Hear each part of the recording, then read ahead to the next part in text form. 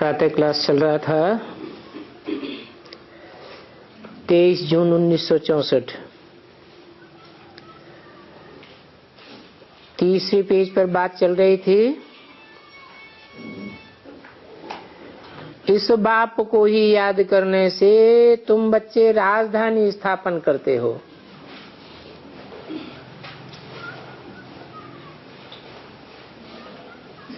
तो तुम बच्चों को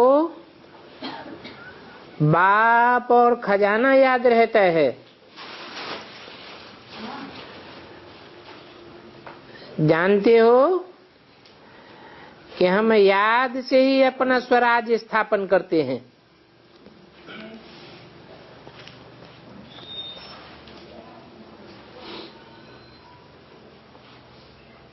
ये आत्मा का राज्य है जिसे स्वराज कहा जाता है। तुम ही स्वधर्म में टिकते हो। अभी तो स्वात्मा को राजा ही नहीं है।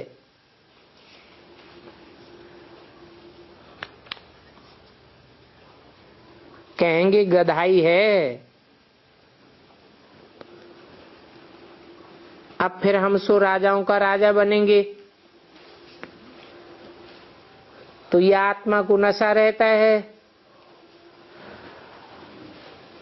आत्मा इन आर्गन्स के द्वारा वर्णन करती है। आत्माओं को ही सब षष्ठ चक्र का नॉलेज मिला है। बीज और झाड़ को जान गए हैं। बाबा कहते हैं, हम और तुम कल्प आगे भी थे, अब भी हैं, फिर कल्प बाद भी रहेंगे।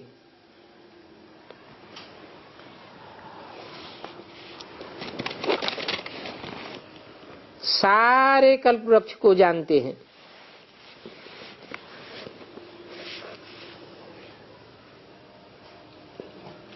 तो कल्प वृक्ष में भी पहले पहले बाप की पहचान देनी है। कल्प वृक्ष में बाप की पहचान क्या है?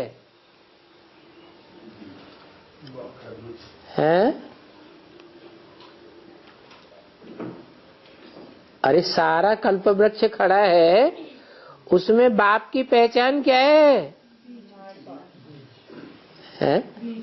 बीज है। सारे वृक्ष का बीज है। बीज बाप को कहा जाता है। और ये है सब आत्माओं का निराकारी बाप।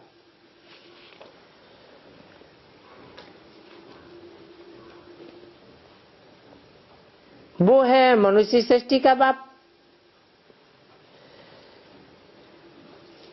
ये आत्माओं का निराकारी बाप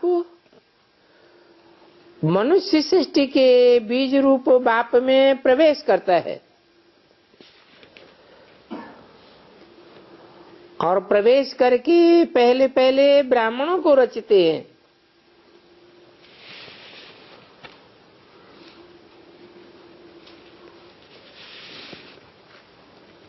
तो ये हुआ पहला पहला ब्राह्मण। कहते भी है पहला ब्राह्मण, सो पहला देवता, सो पहला क्षत्रिय, सो पहला वैश्य, सो पहला शूद्र। अभी फिर शूद्र वर्ण को ब्राह्मण बनाते हैं। तो ये है टॉप मोस्ट सेजरा। कौन सा? ब्राह्मणों का है टॉप मोस्ट सिजरा। ब्राह्मण से फिर देवता बनते हो, फिर क्षत्रिय बनते हो, फिर इस्लामी बौद्धी आदि बनते हो।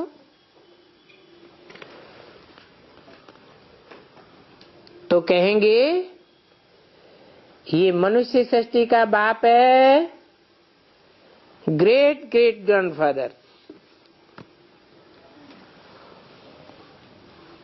फिर ग्रेट फादर्स किसे कहेंगे? और जो धर्म पिताएं हैं,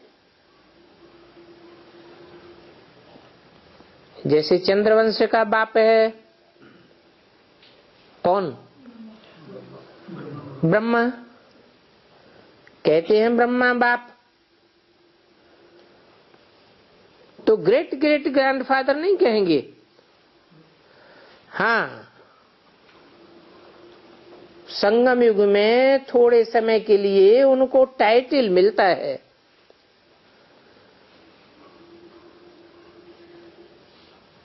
जैसे इस स्कूल का प्रिंसिपल होता है, थोड़े समय के लिए टाइटल मिल जाता है उनका असिस्टेंट प्रिंसिपल को। तो ऐसे ही ये ब्रह्मा भी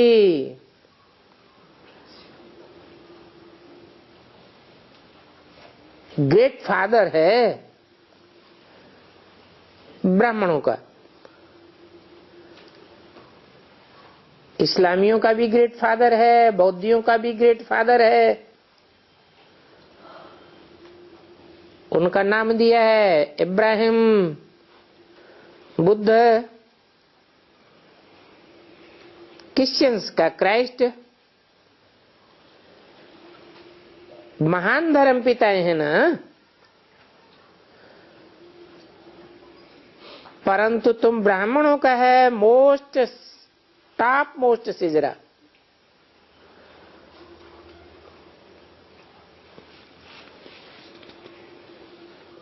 ये सब जिस्मानी बाप हैं।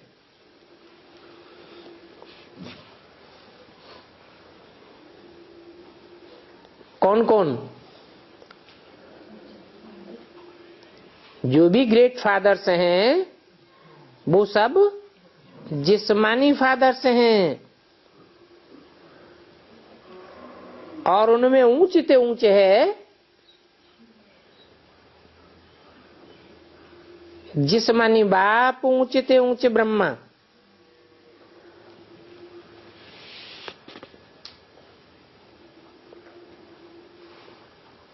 प्रजापिता भी ब्रह्मा है ना, और रूहानी बाप है शिव बाबा, जो मूल वतन में रहते हैं। फिर है सूक्ष्म वतन और स्थूल वतन। ब्रह्मा द्वारा ये ब्राह्मण पैदा हुए,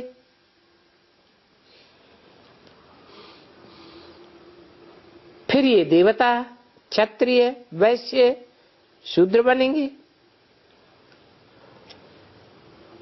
नटशैल में तुम्हारी बुद्धि में सारा झाड़ है।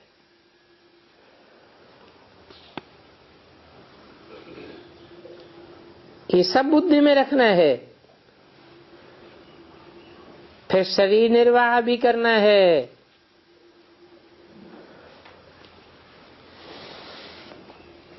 शरीर निर्वाह के लिए कोई से भीख नहीं मांगनी है, क्योंकि तुम कर्मयोगी हो। योगी भी हो और कर्म भी करते हो, तो नौकरी धंधा आदि करने के लिए 8 घंटे उनको फ्री है।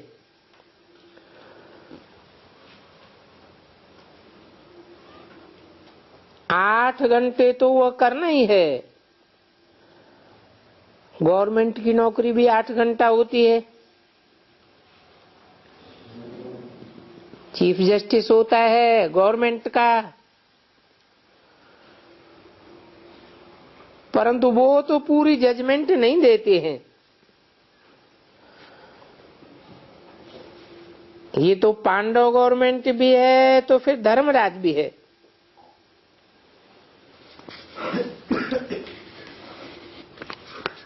बच्चों को समझाया जाता है कि अगर अच्छी रीति बाबा की सर्विस में नहीं रहे, देही अभिमानी नहीं बने, और देह अभिमान में आकर कोई उल्टा काम कर लिया तो उन पर दंड बहुत पड़ जाएगा, क्योंकि ये हाईएस्ट गवर्नमेंट भी है और हाईएस्ट सुप्रीम जज भी है। कोई गफलत की तो ट्रिब्यूनल बैठेगी और ट्रिब्यूनल भी खास तुम बच्चों के लिए बैठेगी।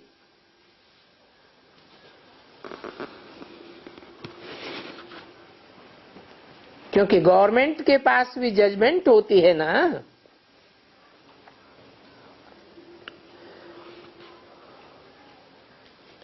यहां तो चला आता है, जो जैसे कर्म करते हैं ऐसा उनको फल मिलता रहता है। ये रूहानी गवर्नमेंट है, रूह को सजा मिलती है। इस दुनिया में तो स्थूल सजा मिलती है, ये फिर है गुप्त सजा।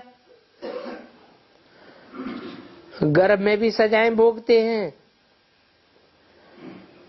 त्राही त्राही करते हैं, फिर कहते हैं हमें निकालो।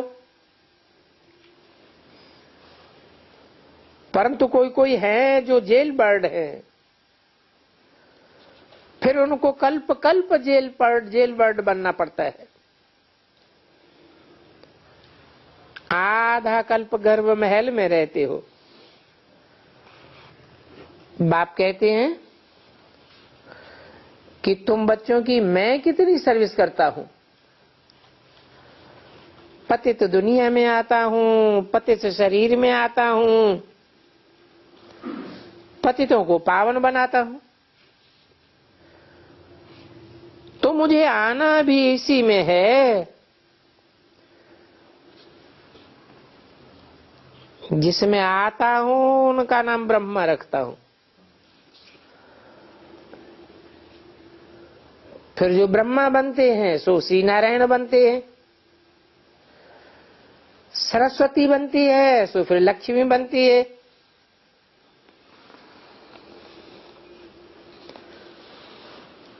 तुम उनके बच्चे हो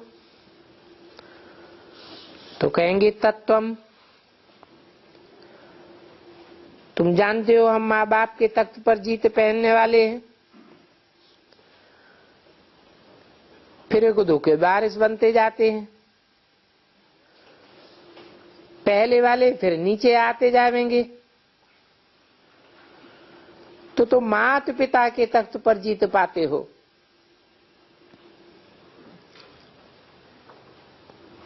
ये हुई भविष्य जन्म की बात। यहां फिर कहा जाता है माया पर जीत पहनो। तो माया पर जीत पहनेंगे तो स्वर्ग के मालिक बनेंगे।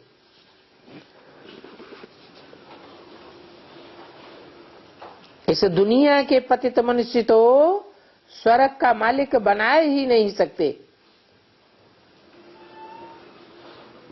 क्यों नहीं बना सकते? क्योंकि देवान में आने के कारण पतित बने हैं। घड़ी घड़ी देवान में आते रहते हैं। देह अभिमान में आने से आत्म की स्थिति गायब हो जाती है। स्वस्थिति में खुद ही नहीं रहते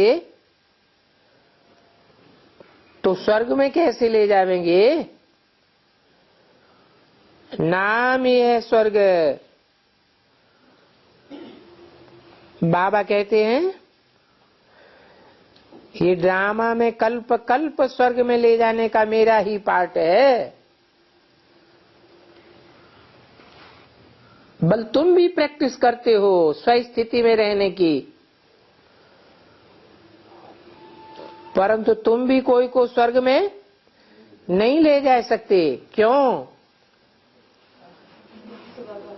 क्योंकि घड़ी घड़ी देवान में आते रहते हो।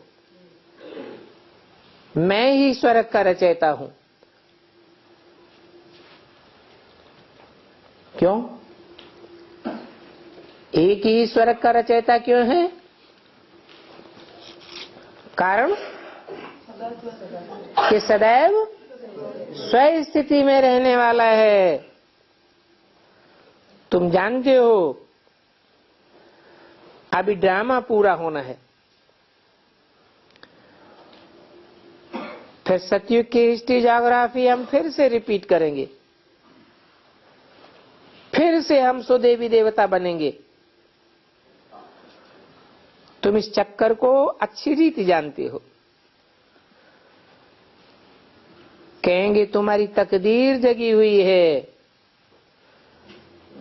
ज्ञान सूर्य तुम्हारी तकदीर जगाए रहे हैं।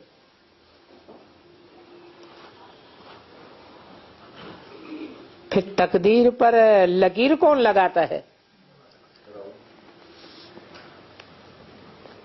तकदीर पर लकीर लगाता है देह अभिमान। मूल बात है देही अभिमानी बनो। इसके लिए क्या करो? हैं? देही अभिमानी बनने के लिए जो सदैव देही अभिमानी रहने वाला है उस बाप को याद करो और अपन को आत्मा समझो। कितनी सहज बात बतलाते हैं। ये सन्यासी लोग क्या कहते हैं? वो तो कह देते हैं आत्मा सो परमात्मा। परमात्मा बेअंत है, वो भी एक खेल है। जो मनुष्य कहने लग पड़ते हैं बाप बेअंत है, बाप को जानते नहीं है, फिर बेअंत क्यों कहते हो? ये चक्र तो 5000 वर्ष का है, फिर बेअंत की क्या बात है? माया को बेअंत नहीं कहेंगे, रचना को बेअंत कह देते हैं, लाखों वर्ष का चक्र कह देते हैं। तुम तो जानते हो ये चक्र 5000 वर्ष का है। सिर्फ 5000 वर्ष की बात है। मूल बात बाबा समझाते हैं, जो मिले उसको देही अभिमानी बनाते रहो, आत्मा का परिचय देते रहो और समझाना है कि आत्माओं का बाप एक है, उनको ही भगवान कहा जाता है। जिस भगवान को सब भक्त याद करते हैं। अगर भक्त ही भगवान होते तो फिर याद किसको करते? भक्ति अथवा साधना करते हैं, भगवान की साधना करते हैं। कहते हैं ज्योति ज्योति समावेंगे, परंतु ज्योति ज्योति में समाने के लिए निर्वाण धाम का मालिक तो चाहिए ना।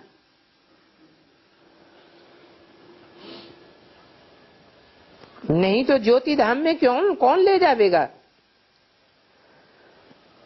ऐसे भी नहीं है कि ब्रह्म ही भगवान है।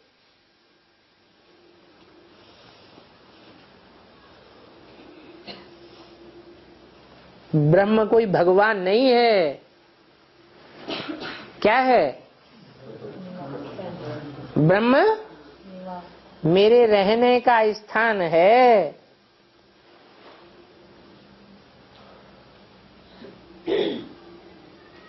गीता में भी क्या कहा है? हैं? गीता में भी कहा है मद्योनि वरम ब्रह्म तस्मिन् गर्भम दधाम्यहम्। मैं उस ज्योतिर्धाम का रहने वाला हूं।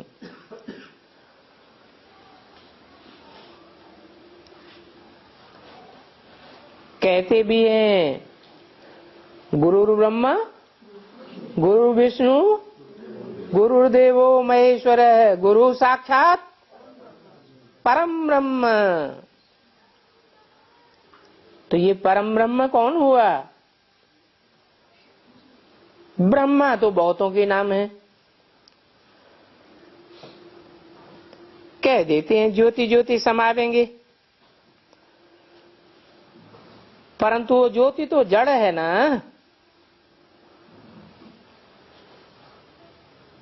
तो ऐसे नहीं कि ब्रह्म या ब्रह्मा ही भगवान है। बाप कहते हैं ब्रह्म ही भगवान है, ये तुम्हारा भ्रम है कि ब्रह्म ही भगवान है। मैं तो ब्रह्म का रहने वाला स्टार हूं।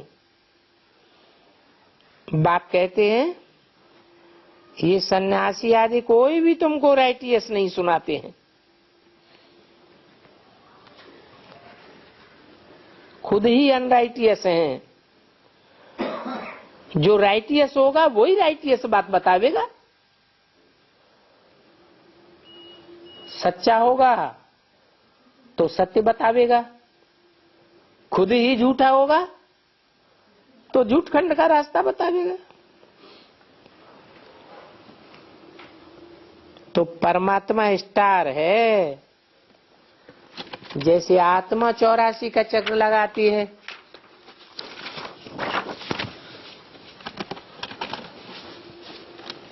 वैसे मैं 84 का चक्र नहीं लगाता हूं। हाँ, आत्मा अविनाशी है, आत्मा में अविनाशी पार्ट नुदा हुआ है, तो मेरे में भी अविनाशी पार्ट नुदा हुआ है। 23 से 64 की वाणी का चौथा पेज। ये अविनाशी पार्ट कब भी विनाश नहीं हो सकता है। बाप कहते हैं मैं आत्मा भी इस ड्रामा के बंधन में बंधा हुआ हूं। जैसे तुम आत्मा इस ड्रामा के बंधन में बंधी हुई हो, ऐसे मैं भी बंधा हुआ हूं। ऐसे नहीं आत्मा मोक्ष को प्राप्त हो जाती है, सदा काल के लिए मुक्त हो जाती है। नहीं, ऐसे भी नहीं है कि पत्ते मेरे हुक्म से हिलते हैं। नहीं, ये तो ड्रामा की बात है। जो सेकंड पास हुआ वो फिर 5000 वर्ष के बाद हूबहू रिपीट होगा। जैसे शूटिंग में मच्छर का उड़ना बैठना आदि शूट हो जाता है ना, फिर रील घूमती है तो फिर रिपीट होता है। ये सब धारणा करनी है। जब धारणा करेंगे तभी तो सुदर्शन चक्रधारी बनेंगे। ये बातें समझना कितनी सहज बात है। कहते भी हैं बराबर बाबा हम राजाओं का राजा बनते हैं।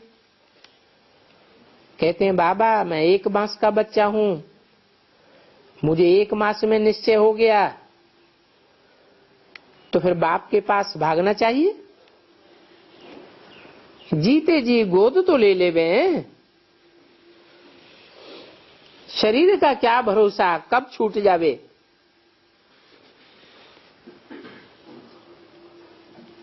बाप की गोद लेकर के अपना वर्षा रिजर्व तो कर लेवे।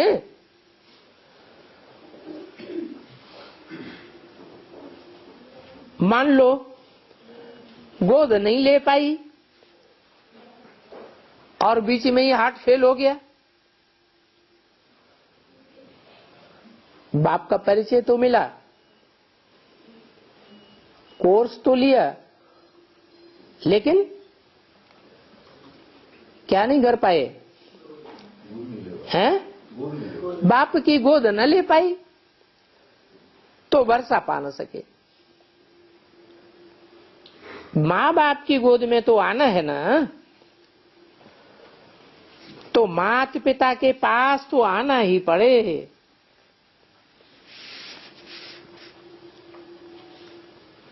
इस मम्मा की भी है ब्रह्मा बड़ी मम्मा है।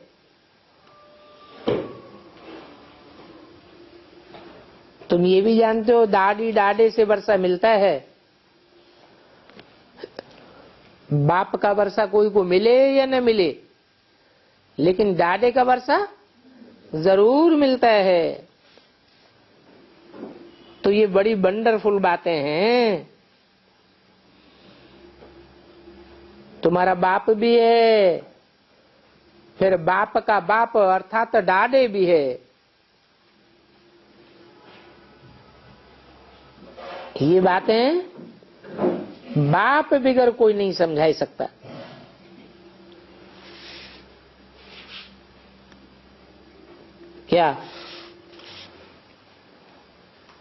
क्या बात है?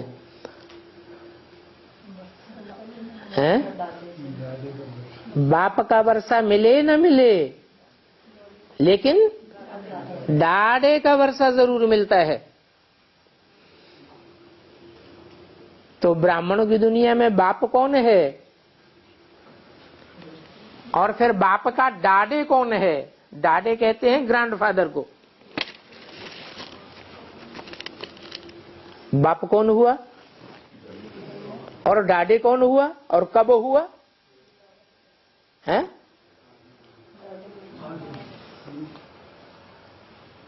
बाप है तो मां भी होगी। तो बाप कौन है, मां कौन है और दादे कौन है? है? अब कब है?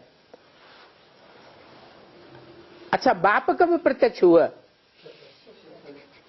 76 में बाप प्रत्यक्ष हुआ। जो बाप 76 में प्रत्यक्ष हुआ, वो साकार शरीर सहित प्रत्यक्ष हुआ, ये बिंदु प्रत्यक्ष हो गया। साकार शरीर सहित प्रत्यक्ष हुआ, तो फिर उसका बाप कौन है?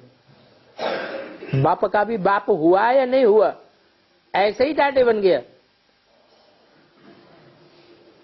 76 में जो बाप प्रत्यक्ष हुआ, उसका दादे, जिसको हम दादे कहते हैं, कि दादे का वर्षा जरूर मिलेगा। तो बाप तो हुआ 76 से प्रत्यक्ष, फिर उसका बाप कौन? कब? आदि में। किस रूप में? जिसे कहा गया Prajapita Brahma, great great grandfather.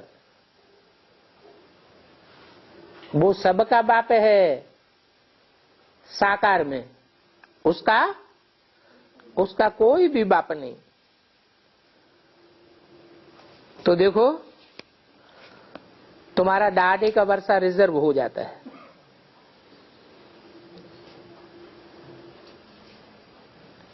ये बातें बाप के बगैर कोई नहीं समझा सकता कि तुम्हारा बाप कौन है, दादे कौन। तो मोस्ट बिलीव्ड चिल्ड्रन हो, और तुम बहुत बड़ी बिरादरी के हो। कितनी बड़ी बिरादरी है?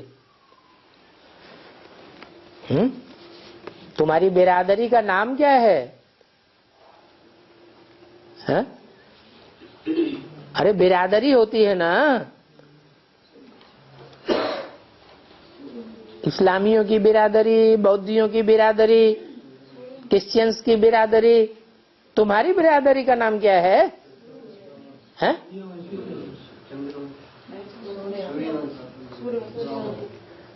तुम्हारी बिरादरी सूर्यवंशी, अगर कहें सूर्यवंशी बहुत बड़ी बिरादरी है, तो ये तो रंग हो जाता। सूर्यवंशी की बिरादरी कितनों की है? हैं? 4.5 लाख। उससे बड़ी बिरादरी क्रिश्चियंस की नहीं है, इस्लामियों की नहीं है, तो फिर बहुत बड़ी बिरादरी कहां हुई? हैं? ब्राह्मणों की सबसे बड़ी बिरादरी है। ब्राह्मण 9 कुरी के होते हैं, 1 कुरी की बात नहीं है कि सिर्फ सूर्यवंशी ब्राह्मण होते हैं। तो तुम 9 कुरियों के ब्राह्मण हो और सारी दुनिया क्या बनेगी? अंत में सारी दुनिया ब्रह्मा बाप का बच्चा बनेगी। तो तुम बहुत बड़ी बिरादरी के हो। सन्यासियों का झाड़ निकाल बतावेंगे कि पहले तो है शंकराचार्य, उनकी तो इतनी बड़ी बिरादरी नहीं कहेंगे। यहां फिर है पहले ब्राह्मणों की चोटी। क्या?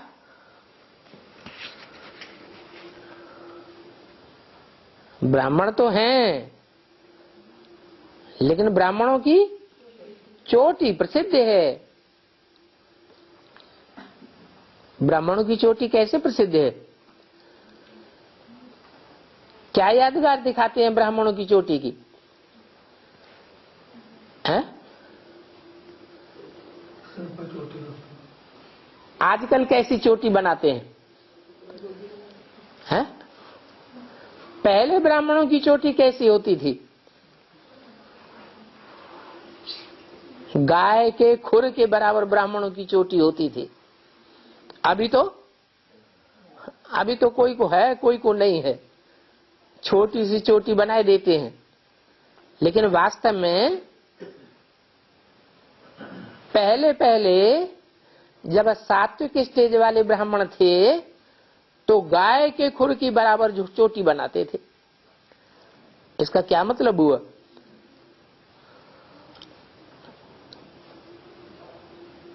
गाय से क्यों कनेक्शन रख दिया? खुर माने पांव, बुद्ध रूपी पांव दिखाया है। तो ब्राह्मणों की चोटी कौन हुआ है? चोटी ऊंची देते हैं ना, ऊंचे स्थान पर। चोटी में क्या बनाते हैं? चोटी में जब गांठ लगाते हैं तो क्या बन जाता है? हैं? शिवलिंग बन जाता है। तो ऐसी चोटी कौन सी है? चोटी तो सबसे पहले होनी चाहिए ना। तो यज्ञ के आदि में जब बाप आते हैं तो किस में आते हैं? हैं? 1 में आते हैं या 2 में आते हैं? 2 में आते हैं। एक है माता और एक है पिता। तो जिस माता में आते हैं वो है कामधेनु गौ।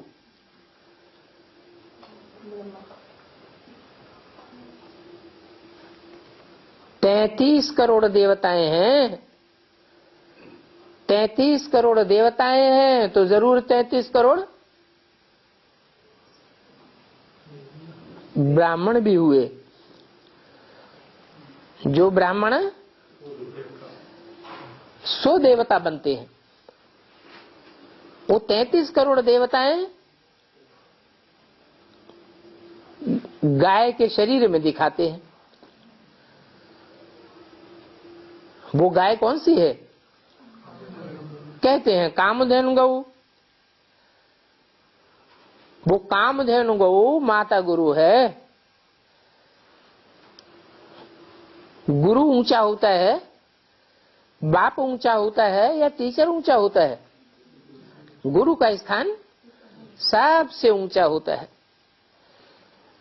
तो पहले है वो ब्राह्मण चोटी। विराट रूप में देवता भी दिखाए हैं, क्षत्रिय भी दिखाए हैं, वैश्य भी दिखाए हैं, शूद्र भी दिखाए हैं। ब्राह्मण चोटी को गुम कर दिया है। क्यों? क्यों गुम कर दिया है?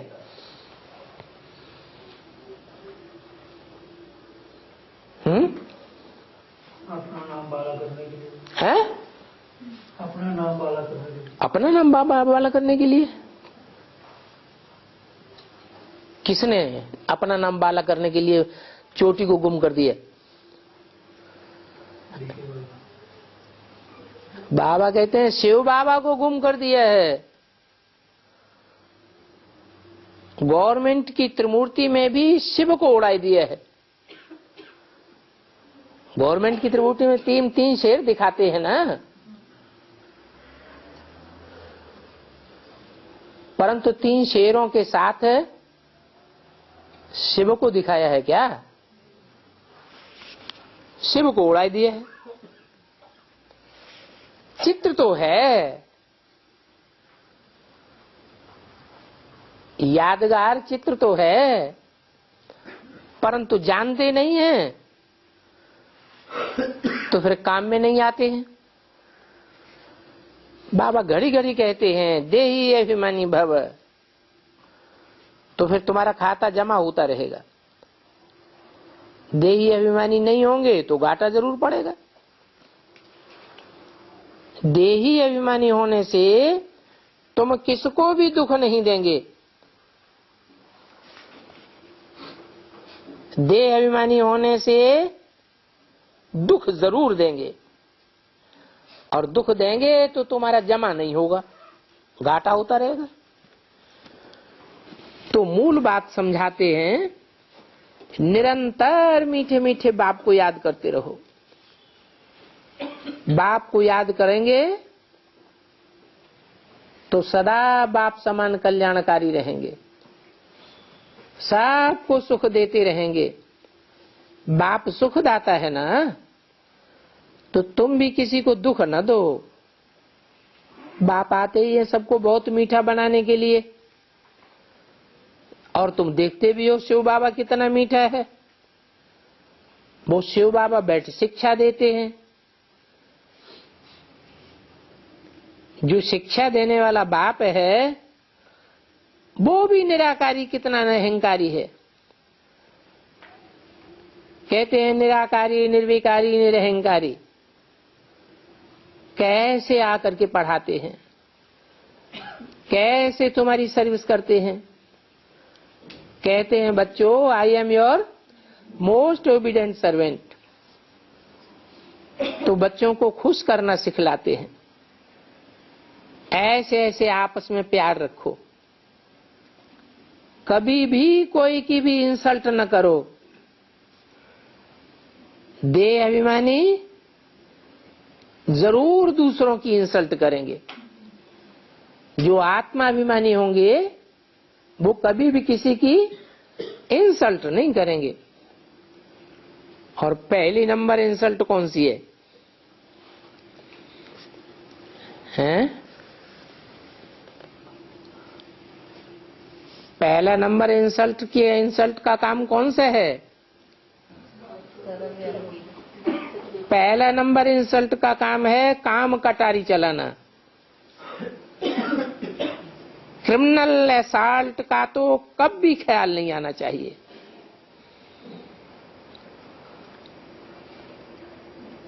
माया क्रिमिनल असॉल्ट में धकेल देती है। जब बाबा के बनते हैं तो फिर माया और ही जास्ती तूफान में लाती है। परंतु तुम बच्चों को माया के इन संकल्प विकल्पों में हिलना नहीं है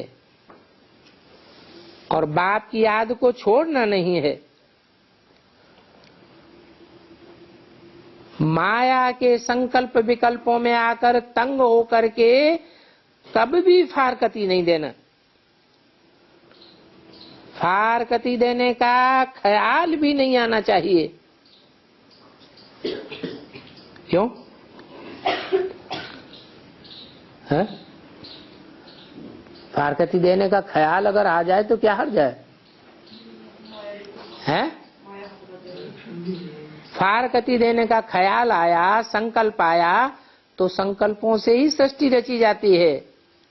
संकल्प बीज है, बीज डाला तो फल आगे पीछे जरूर निकल आवेगा। फल निकलेगा। बाप को फारकती देने का प्रैक्टिकल में आ गया तो सूर्यवंशी बनेंगे या दूसरे वंश में गिरेंगे? हैं? सूर्य के बच्चे तो बन न सकेंगे। फिर बाप को याद करते रहो, औरों को भी आप समान बनाते रहो। औरों को आप समान बनाते रहेंगे तो तुम्हारा बहुत जमा होता रहेगा। तो बहुतों को जी दान दिलाओ। क्या होता है जी दान? हाँ, जीवन का दान, जी दान। जी दान होता है, जिस्मानी भी होता है और जी दान रूहानी भी होता है। रूहानी क्या होता है? कोई को आत्मा का परिचय देना। आत्मा का परिचय देंगे तो बाप का भी परिचय देंगे। बाप का परिचय मिलेगा तो बाप के पास भागेंगे। तो सबको काल के चंबे से छोड़ाओ। तुम काल के ऊपर जीत पहन रहे हो। अभी तो तुम सन्मुख बैठे हो। सन्मुख बैठने का तो मजा ही और होता है, परंतु फिर औरों की सर्विस भी करनी होती है, क्योंकि औरों को भी आप समान बनाना है। औरों को आप समान बनावेंगे तो भारत का बेड़ा पार हो जाएगा। अगर बाप को फारकती दे दी तो तुम्हारी मुट्ठी से स्वर्ग का वर्षा ही उड़ जाएगा। है? ये क्या बात हुई?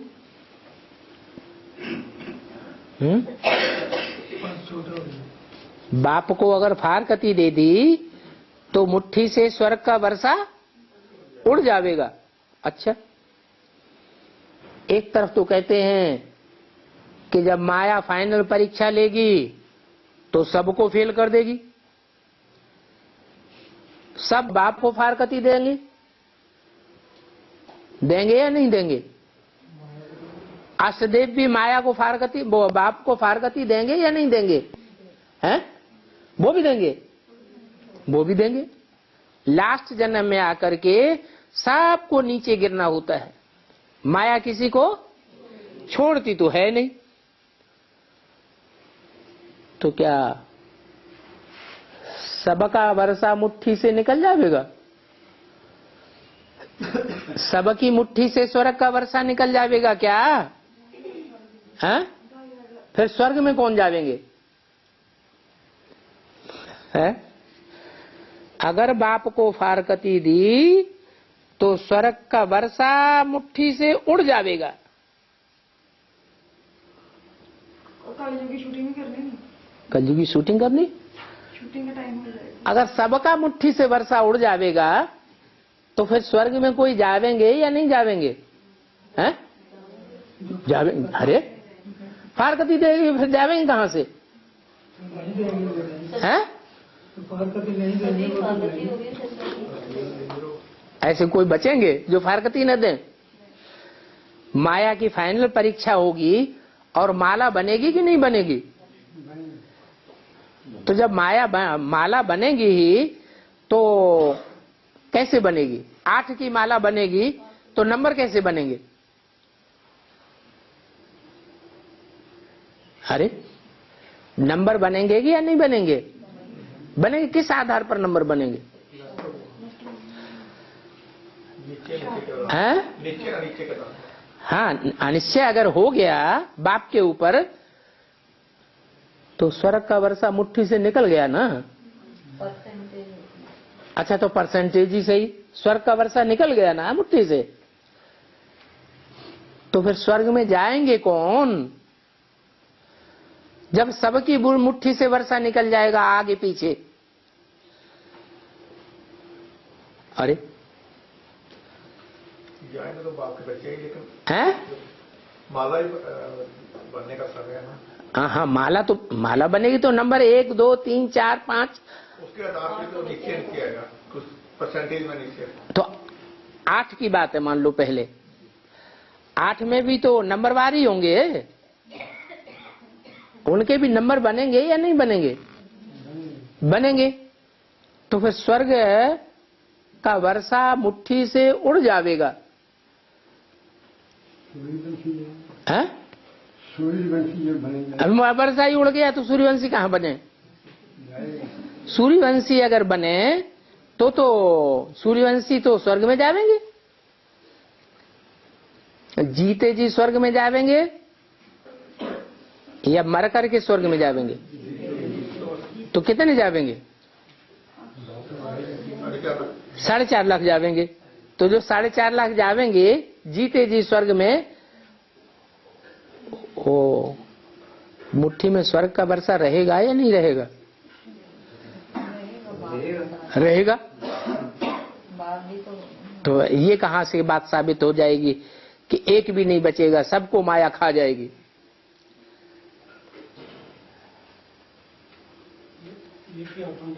माना स्वर्ग में जाने की भी पहले जन्म की लंबाई है, कोई लंबे समय के लिए जावेंगे, कोई पहले जन्म में थोड़े समय के लिए जावेंगे।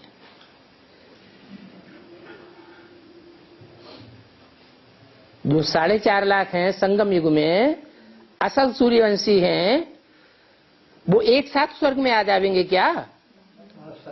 हैं कि नंबरवार आवेंगे? नंबरवार आवेंगे। तो कोई बाद में आवेंगे, कोई पहले आवेंगे। तो जो पहले पहले आवेगा उसकी मुट्ठी से स्वर्ग का वर्षा उड़ जाएगा या नहीं उड़ेगा? है? तो एक है जिसकी मुट्ठी से स्वर्ग का वर्षा 1 सेकंड के लिए भी नहीं उड़ेगा, 1 सेकंड के लिए भी अनिश्चय नहीं आवेगा। बाकी कोई का कम और कोई का ज्यादा। तो मुट्ठी में पकड़ते रहना है क्या? स्वर्ग के वर्षे को मुट्ठी में पकड़ते रहना है। तकदीर का फूल कहेंगे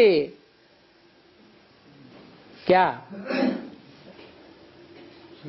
जो पकड़े रहेंगे उनको तकदीर का फूल कहेंगे।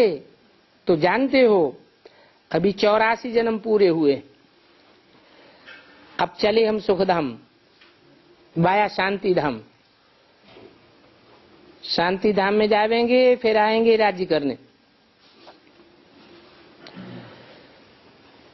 अच्छा, मीठे मीठे बाप दादा, मीठी मीठी मम्मा का, तिलकी सर्वे स्टार्स, सिकीले बच्चों को याद प्यार, गुड मॉर्निंग।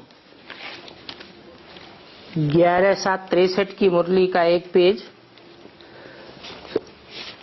छूट गया था।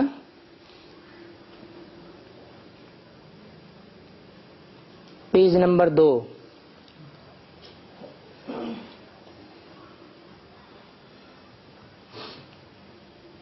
पुरानी दुनिया में रूहानी लव की बात नहीं रहती है। कौन सा लव होता है? जिस्मानी प्यार होता है। अभी अपन पास रूहानी लव है तो क्या करना है? अभी अपने पास है, पुरानी दुनिया में रहेगा नहीं 2500 साल, फिर क्या करना है? जब तुम्हारे पास अभी रूहानी लव है तो जिस्मानी लव को मिटाए देना है। जिस्मानी लव का नाम निशान क्या करना है? खत्म कर देना है। अच्छा,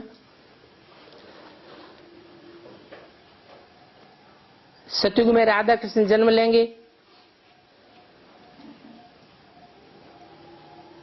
कहेंगे रूहानी लव करने वाले हैं। तो जो राधा कृष्ण सतयुग में जन्म लेंगे उनके लिए कहेंगे कि पुरुषार्थ करके उन्होंने जिस्मानी लव को मिटाई दिया है? क्यों दृष्टि तो है? दृष्टि से देखते हैं। कृष्ण, हाँ, राधा कृष्ण फिर भी एक दूसरे को दृष्टि से देख रहे हैं। इसका मतलब उन्होंने जिस्मानी लव को पुरुषार्थी जीवन में मिटाया नहीं है। तो कितने हुए दुनिया में? दुनिया के जितने भी मनुष्य मात्र हैं उनकी संख्या कितनी हुई जिन्होंने पुरुषार्थी जीवन में जिस्मानी लव को नहीं मिटा पाया? अरे उनकी कोई संख्या है या नहीं है? 4.5 लाख है जो हाँ? 4.5 लाख जो है जिस्मानी दाग को मिटा देते हैं। हाँ, 4.5 लाख ही हैं जो पुरुषार्थी जीवन में जिस्मानी लव को मिटाई देते हैं। यानी दृष्टि मात्र का भी लव नहीं रहेगा। इच्छा मात्रम अविद्या, ये भी इच्छा नहीं रहेगी कि दृष्टि से भी हम एक दूसरे को देखें। फुल वाइब्रेशन का प्यार होगा। भविष्य के लिए भी चिंता नहीं रहेगी कि भविष्य जीवन में हम जीते जी शरीर रहते एक दृष्टि से तो मिले।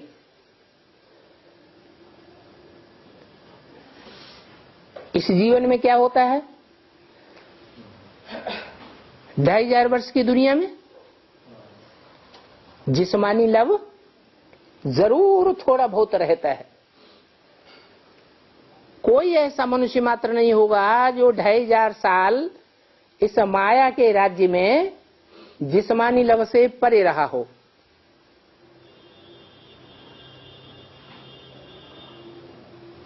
अभी अपन के पास रूहानी लव है तो उसकी कदर करनी चाहिए। कदर करेंगे तो सूर्यवंशी बनेंगे।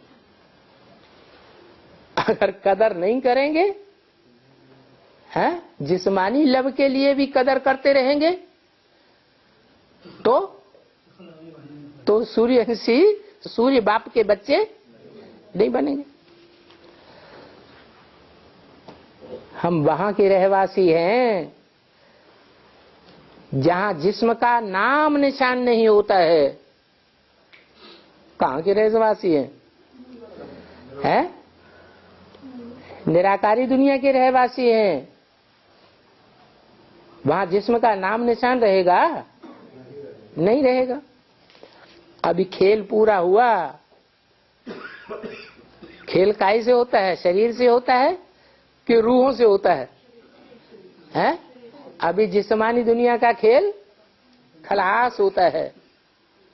इसलिए कहते हैं इच्छा मात्रम अविद्या। इस शरीर को अब छोड़ना है। शरीर ही छूट जाएगा